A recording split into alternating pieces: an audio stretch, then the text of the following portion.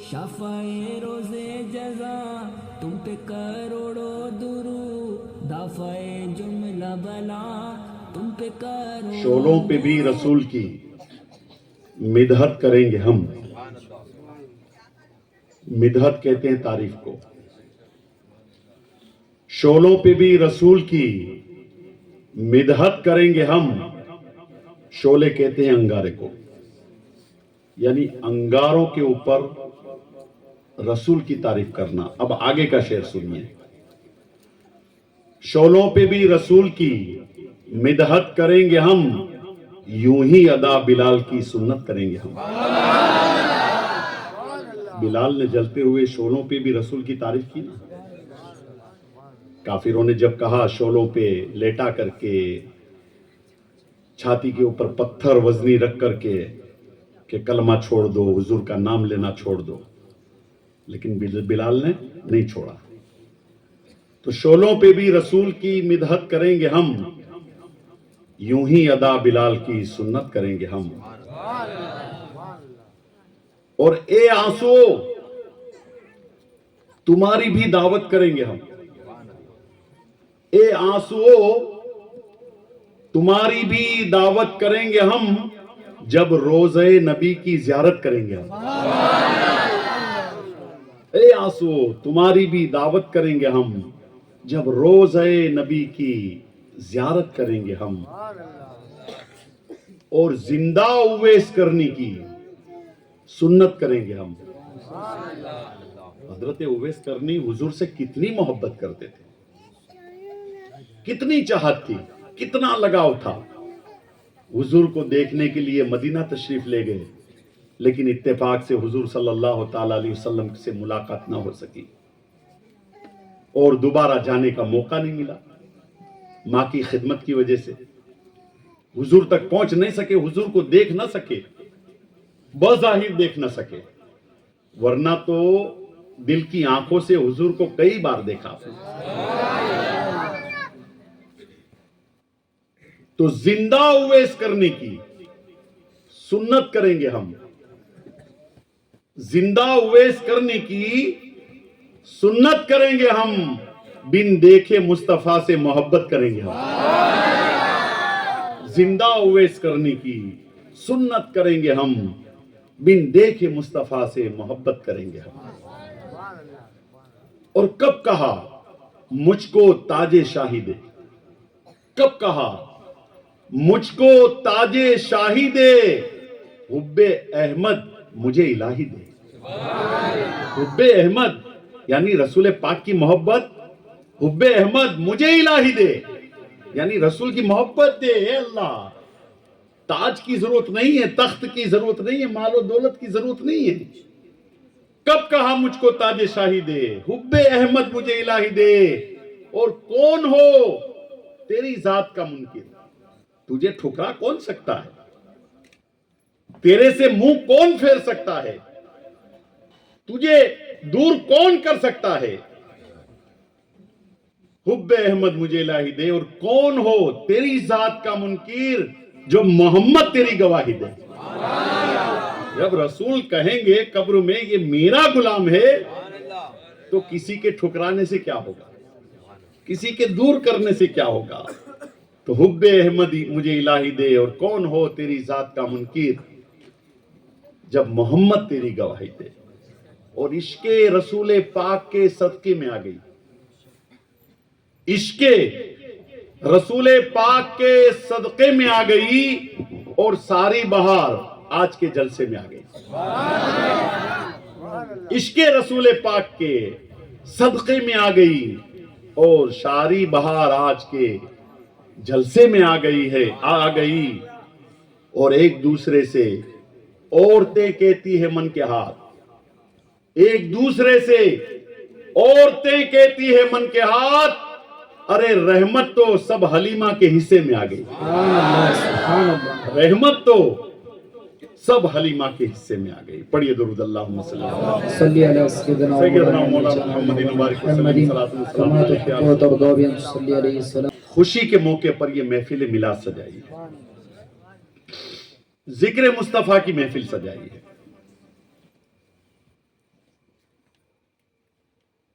आपको रोका जा रहा है इस महफिल से, ठहर जाओ। मगर मदीने वाले आका से पूछो, ए मदीने वाले ताजदार, आपकी महफिल का मर्तबा क्या है, आपकी महफिल का वकार क्या है, आपकी महफिल का एहतराम क्या है? तो नबी इरशाद फरमाते हैं, इस हदीस के दो रावी हैं, हजरत अबू हुरैरा रदी अल्लाह ताला अन्हु और हजरत अबू सईद खुदरी रदी अल्लाह ताला अन्हु।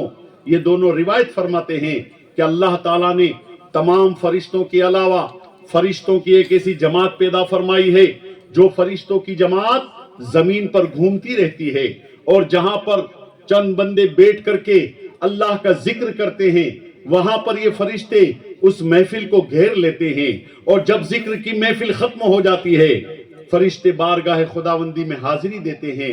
मौला इरशाद फरमाता है, ए मेरे फरिश्तों, तुम कहां थे?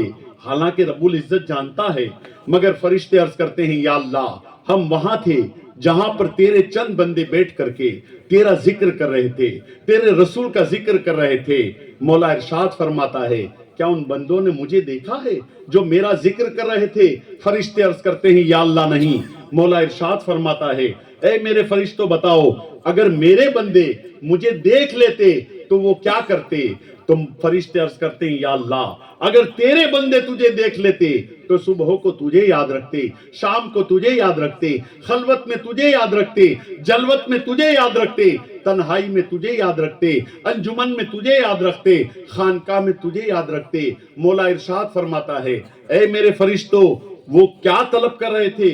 फरिश्ते अर्ज करते हैं, या अल्लाह, वो तुझसे तेरी जन्नत तलब कर रहे थे, तुझसे तेरी जन्नत मांग रहे थे।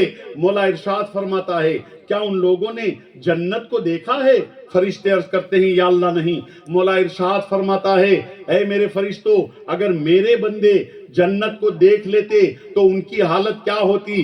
फरिश्ते अर्ज करते हैं, या अल्लाह, अगर तेरे बंदे जन्नत को देख लेते तो फिर वो अल्लाहू अल्लाहू ही करते रहते। मौला इरशाद फरमाता है, ए मेरे फरिश्तों, बताओ वो क्या कह रहे थे जो मेरे बंदे मेरा जिक्र कर रहे थे?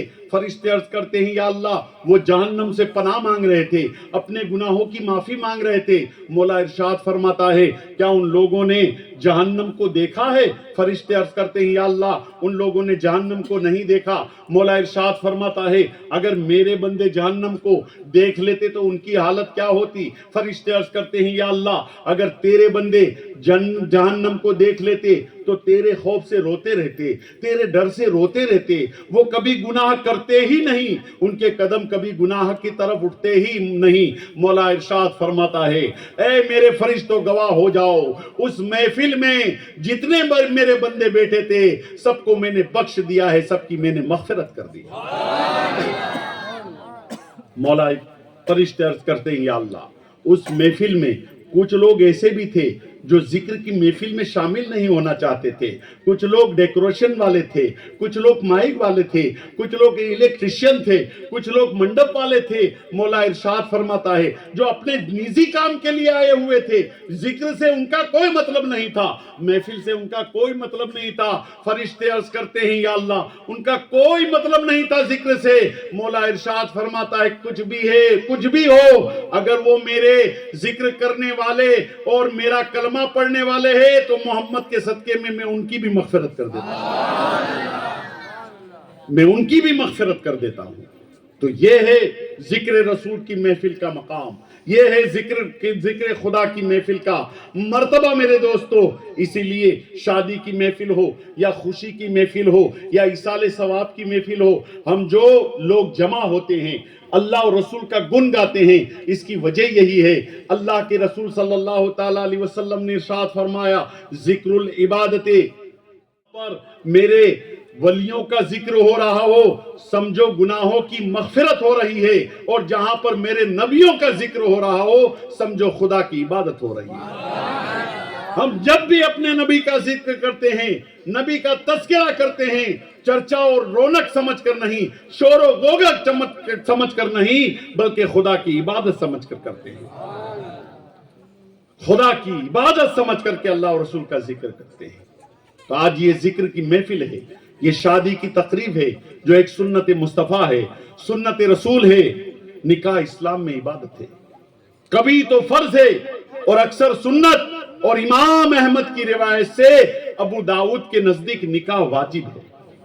رسول پاک صلی اللہ تعالی علیہ وسلم نے ارشاد فرمایا جس نے نکاح کر لیا اس نے اپنا آدھا دین محفوظ کر لیا۔ دوسرا فرمان نبی ہے جب بندے نے نکاح کر لیا اس نے اپنا آدھا ایمان مکمل کر لیا۔ تو نکاح اسلام میں عبادت ہے۔ اللہ کے رسول صلی اللہ تعالی علیہ وسلم نے ارشاد فرمایا نکاح کے لیے اپنی بیٹی کے لیے جب لڑکا تلاش کرو تو اس لڑکے میں 3 چیزیں ہونی چاہیے۔ وہ 3 چیز کون سی ہے؟ جو لڑکی کے لیے لڑکا تلاش کیا جائے تو لڑکے میں کیا 3 چیزیں دیکھی جائے؟ اللہ کے رسول صلی اللہ تعالی علیہ وسلم نے ارشاد فرمایا کہ ایک لڑکا تندرست ہو کیونکہ زندگی کی ساری بہار تندرستی سے ہے۔ دوسری، لڑکا ہنرمند ہو کہ کما کر کے اپنے بیوی بچوں کو پال سکے۔ اور تیسری چیز اللہ کے رسول نے ارشاد فرمائی کہ لڑکا دیندار ہو، یعنی دین کی تعلیم اس میں ہونی چاہیے۔ یہ لڑکے کے لیے ارشاد فرمایا اور لڑکی کے لیے اللہ کے رسول نے ارشاد فرمایا اے لڑکے والو جب تم اپنی لڑکے کے لیے بیوی تلاش کرنے نکلو، لڑکی تلاش کرنے نکلو تو اس میں بھی 3 باتیں دیکھو۔ پہلی بات کیا ہے کہ لڑکی خوبصورت ہو۔ دوسری چیز ہے لڑکی اچھے گھرانے کی ہو۔ تیسری چیز ہے لڑکی دیندار ہو، یعنی اللہ اور رسول کی تعلیم اس کے اندر ہونی چاہیے۔ اب ذرا سوچو، لڑکے کے لیے بھی حضور نے 3 باتیں بتائی کہ لڑکا کیسا ہونا چاہیے، لڑکی کے لیے بھی حضور نے 3 باتیں بتائی، لڑکا کیسا ہونا چاہیے، لڑکی کیسی ہونی چاہیے، لیکن دونوں میں ایک بات کامن ہے اور وہ بات ہے دینداری، یعنی مذہب کی، قرآن کی، حدیث کی تعلیم اس کے پاس ہونی چاہیے۔ اور تعلیم بحیثیت ضرورت، لڑکا عالم ہونا ضروری نہیں ہے، لڑکی عالمہ ہونا ضروری نہیں ہے، لیکن اتنے پاکی و صافی کے مسئلے اس کو معلوم ہو، حرام حلال کیا چیز ہے وہ اس کو معلوم ہو، جائز ناجائز کیا چیز ہے وہ اس کو معلوم ہے، لڑکے کو معلوم ہو کہ بیوی کے حقوق کیا ہے، لڑکی کو معلوم ہو کہ شوہر کے حقوق کیا ہے۔ اتنی تعلیم اگر لڑکا اور لڑکی میں پائی جائے اور دینداری کی بنیاد پر اگر لڑکا تلاش کیا جائے تو لڑکی تلاش کی جائے تو یہ شادی خانہ آبادی ہو جاتی ہے۔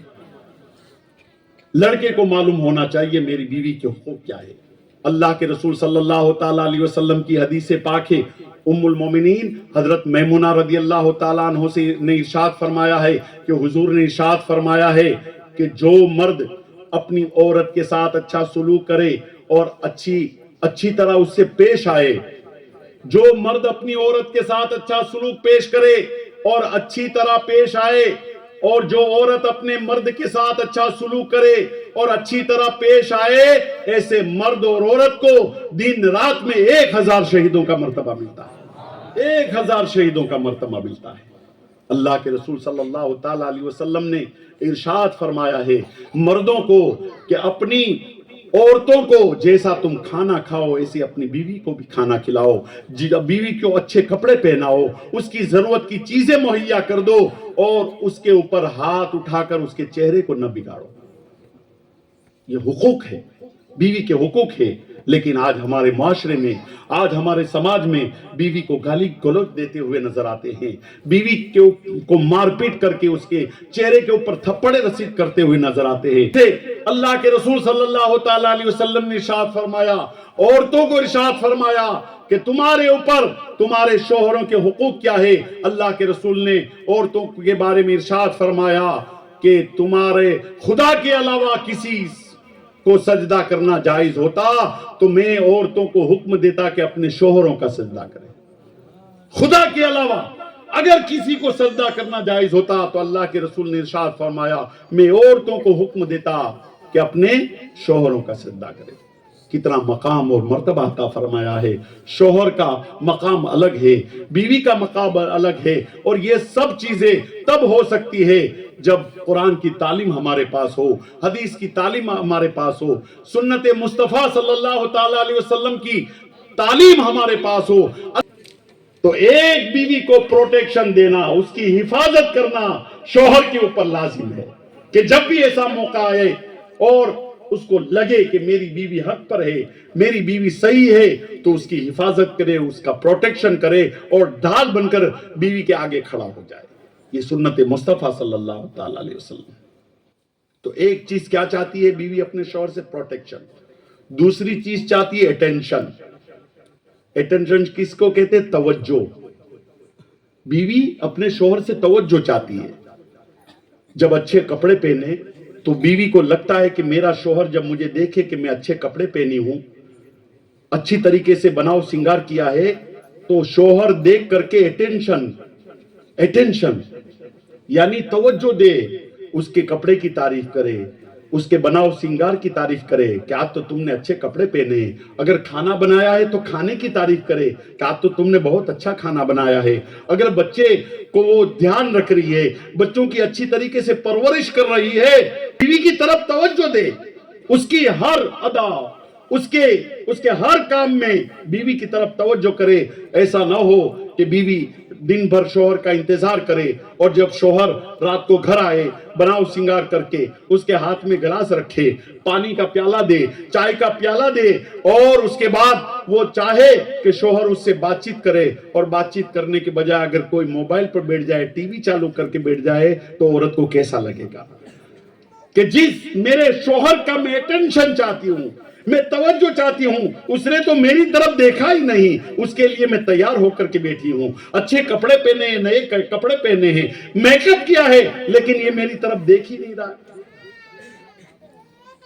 تو یہ بھی خلاف سنت ہے. اللہ کے رسول صلی اللہ تعالی علیہ وسلم جب گھر میں تشریف لاتے, ماں عائشہ صدیقہ یا دوسری بیویوں کے پاس جب جاتے, تو اللہ کے رسول صلی اللہ تعالی علیہ وسلم کے پاس چاہے کھجور پیش کی جاتی, چاہے شہد پیش کیا جاتا, تو اللہ کے رسول صلی اللہ تعالی علیہ وسلم اپنی بیویوں کی تعریف کرتے ہوئے نظر آتے کہ تم نے اچھا کھانا پیش کیا, تم نے شہد پیش کیا, تم نے پانی کا گلاس دیا, آج تو تم اچھی لگ رہی ہو, آج تو تم خوبصورت لگ رہی ہو, آج تو تم نے اچھے کپڑے پہنے ہیں, آج تو اچھا بناؤ سنگار کیا ہے.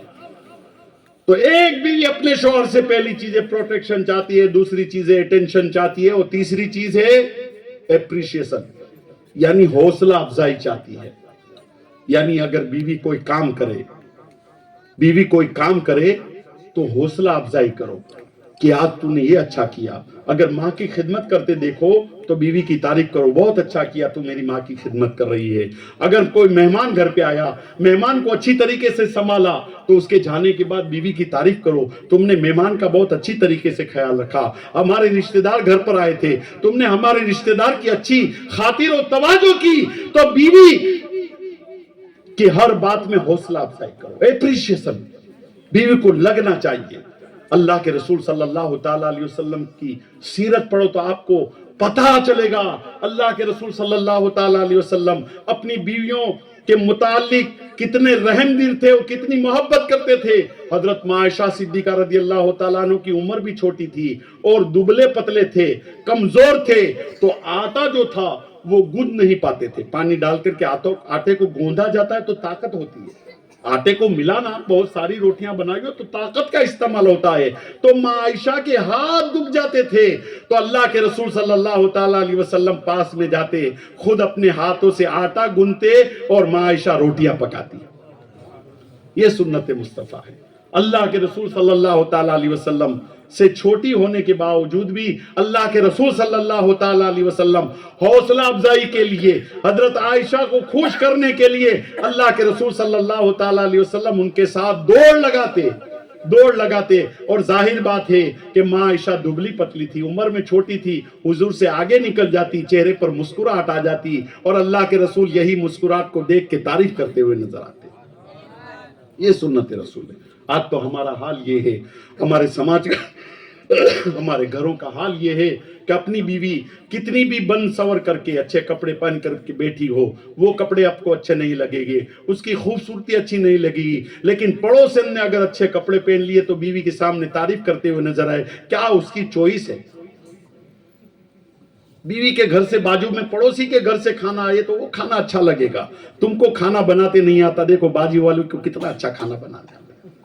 یہ کیا ہے؟ پھر گھر میں اختلاف نہیں ہوگا، فتنہ نہیں ہوگا تو کیا ہوگا؟ موبائل لے کر کے بیٹھ جاتے ہو، پورا دن آپ محنت مزدوری کر کے رات کو آتے ہو، بیوی چاہتی ہے میرے سے بات چیت کرے، زیادہ تر میرے پاس، کیونکہ ہم تو باپو لوگ ہیں، ہمارے پاس صلاح سوچن کے لیے لوگ آتے ہیں، تعویذ دورے کے لیے آتے ہیں، ہر گھر میں یہی ہے، شوہر میرا خیال نہیں رکھتا، میرے سے بات چیت ہی نہیں کرتا، موبائل لے کے بیٹھ جاتا ہے۔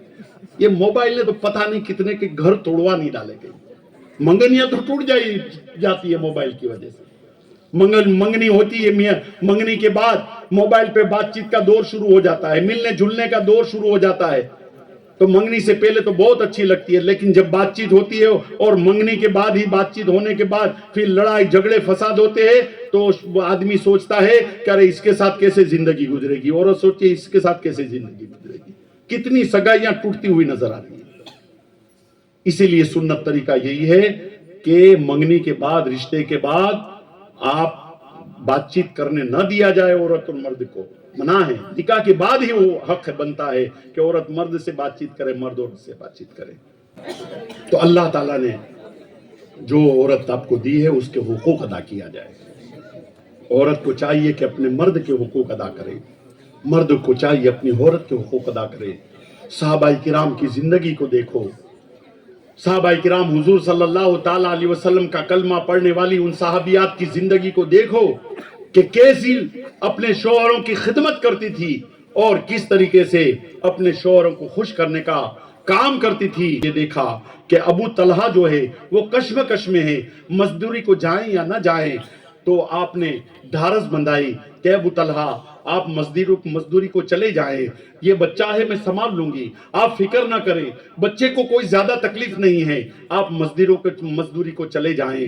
حضرت ابو طلحہ بیووں کو کہتے بچے کا خیال رکھنا، اچھی طریقے سے دھیان رکھنا، اس کی خدمت کرنا، اتنا کہہ کر کے جب چلے جاتے ہیں مزدوری کو، ادھر ہوتا کیا ہے، بچے کا انتقال ہو جاتا ہے۔ حضرت ام سلمہ نے سوچا بچے کا انتقال ہو گیا ہے، اگر میں شور شرابہ کر دوں گی، ہنگامہ مچا دوں گی، اور جب شام کے وقت محنت اور مزدوری کر کے ابو طلحہ گھر پر آئیں گے اور جب بچے کو دیکھیں گے کہ انتقال ہو گیا ہے، لہذا نہ کھانا کھائیں گے نہ پانی پیئیں گے، اور ان کا دل ٹوٹ جائے گا، آنکھوں سے آنسو جاری ہو جائے گے، ان کو تکلیف ہوگی، لہذا حضرت ام سلمہ نے کسی کو نہیں بتایا، بچے کو ایک طرف سے کپڑا اٹھا کر کے ایک گھر کے ایک کونے میں رکھ دیا، اور رکھنے کے بعد جب شام کا وقت ہوا تو حضرت ام سلمہ غسل کرتی ہے اور اچھے کپڑے پہن کر کے اپنے شوہر کا انتظار کرتی ہے۔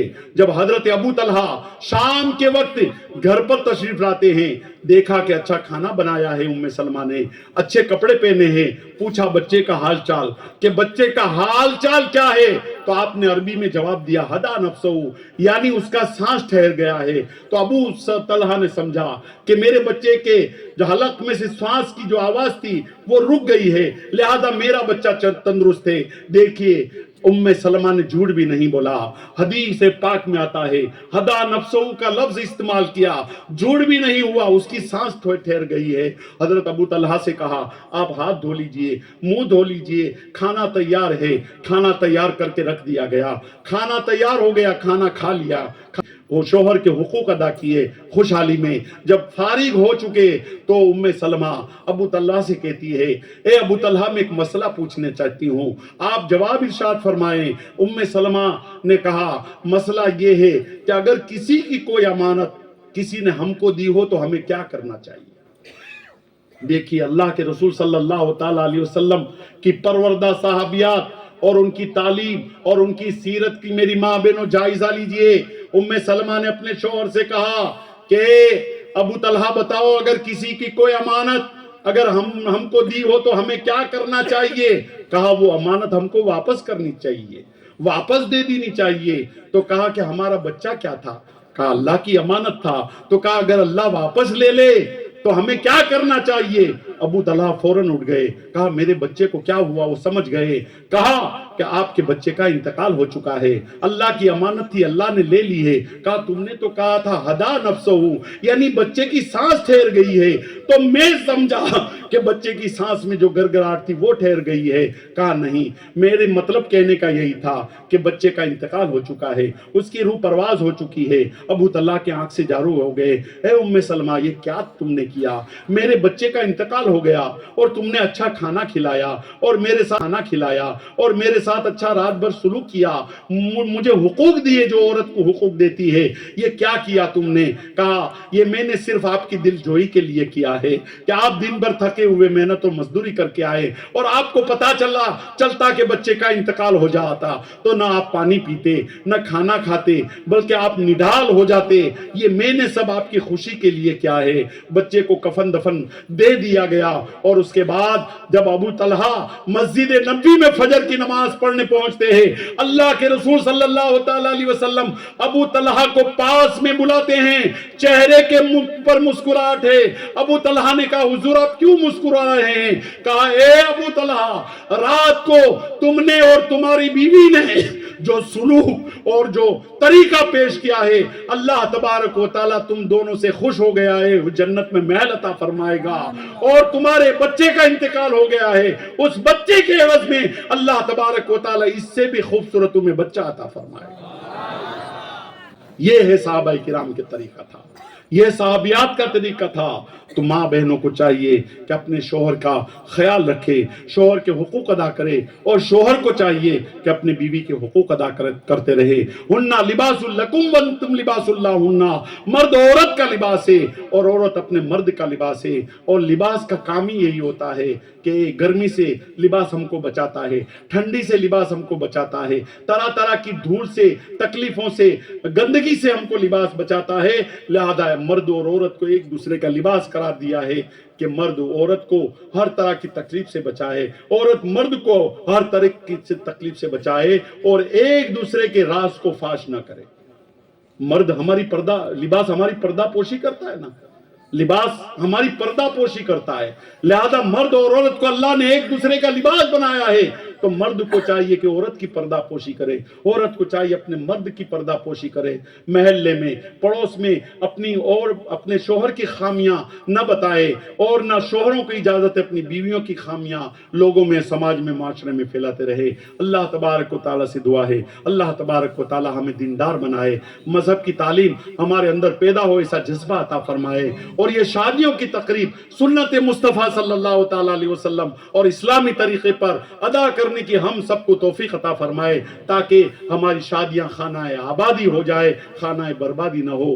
جن شادیوں میں خرافات ہوتے ہیں، ڈی جے باجے ہوتے ہیں، پٹاخے ہوتے، غیر شرعی رسمیں ہوتی ہیں، وہ شادی خانہ آبادی کے بجائے شادی خانہ بربادی ہوتی ہے۔ اور جو سنت مصطفیٰ کی ادائیگی میں، جیسے آج صابر بھائی نے محفل سجائی، شادی سے پہلے حضور اور حضور اللہ اور رسول کے ذکر کی محفل سجائی، ایسی محفل سجا کر کے بھی شادیاں ہو سکتی ہے۔ ضروری نہیں ہے کہ خوشی کے لیے پٹاخے اور ڈی جے اور ناچ گان اور رتی جوگا ہو، بلکہ صرف اللہ اور رسول خوش ہو جائے تو اس سے بڑھ کر خوشی کیا ہو مل سکتی ہے۔ تو اللہ اور رسول کو خوش کرنے کی کوشش کیجئے، اسی میں ہمارے لیے دنیا میں بھی جنت ہے، آخرت میں بھی جنت ہے۔ اللہ تبارک و تعالیٰ آج کی محفل کو اپنے پاک حبیب پاک کے صدقے میں قبول فرمائے، اور جو کچھ بیان کرنے میں مجھ سے لغزش و خطا ہوئی، اللہ تبارک و تعالیٰ اس خطاؤں کو دور فرمائے، ایمان کی سلامتی عطا فرمائے، اور ایمان پر خاتمہ نصیب فرمائے۔ سب مل کر پڑھ لیجئے اشہد ان لا الہ الا اللہ و اشہد ان محمد رسول اللہ۔ صلاۃ و سلام کے لیے کھڑے ہو جائیں۔ البدر علينا من ثنيات الوداع وجب الشكر علينا ما دار الله داعي يا نبي سلام عليك یا رسول سلام علیکہ یا حبیب سلام علیکہ صلوات اللہ۔ آپ کا تشریف لانا وقت بھی کتنا سہانا، جگمگا اٹھا زمانہ، حور گاتی تھی ترانہ، یا نبی سلام علیکہ یا رسول رسول سلام علیکہ یا حبیب سلام علیکہ صلوات اللہ علیکہ شفائے روز جزا تم پہ کروڑوں درود، دافع جملہ بلا تم پہ کروڑوں درود۔